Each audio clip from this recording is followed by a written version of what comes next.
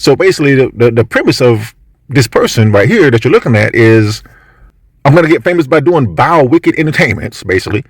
And then I'm going to bring in the people who are watching me and who like my characters, like our productions. I'm going to bring them into the fold of Christianity, into the faith. I'm going to bring them into the faith with my YouTube channel. Once they discover that or whatever, they're going to find out I'm a Christian, and then they're going to be saved. I think this is called the Seven Mountains Theology. I might be wrong on the title there. That's basically, I've heard a lot of people way before this guy came along. I've heard of this thing where people think that they're going to get famous. A lot of singers do this. Like they're gospel singers. They're singing in the church or something. Then somebody discovers that they're good singing or whatever. So they bring them out of the church. They ain't singing for the church anymore. Then they get famous in another way. They're singing secular songs now. And they think that somehow that's okay because people are going to see God or Jesus on them and then get saved.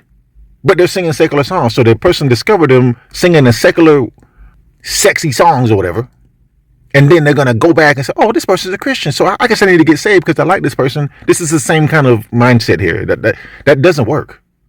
I've never seen it happen in my life. I'm not saying it doesn't happen, but that's not a good way to do it. It's kind of the people who are doing trunk or treat at the churches. Over the last 10, 15 years, trunk or treat is huge now. Like more and more churches. I travel a lot for my job, driving around, of course. In America, there are churches everywhere.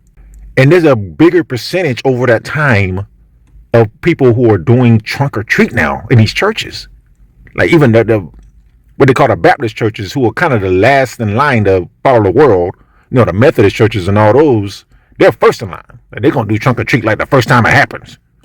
It's in that immediately wicked holiday. And you're going to bring people, you want people to come there for the trunk or treat and the candy and the witches. And then goblins and people with fake bloody axes in their head or whatever. You want them to come for that in your church parking lot. And then you think somehow they're going to start coming to church now. So even if they start coming to church, this is just my opinion now. Now, if you got a different testimony, I would love to hear from you. But you want them to come for that. And then they're going to start coming to your church and they're going to hear the preaching, get saved. And then they're going to be an upright Christian, walking the walk. I just don't see that happening. They're going to get the candy and you'll never see them again.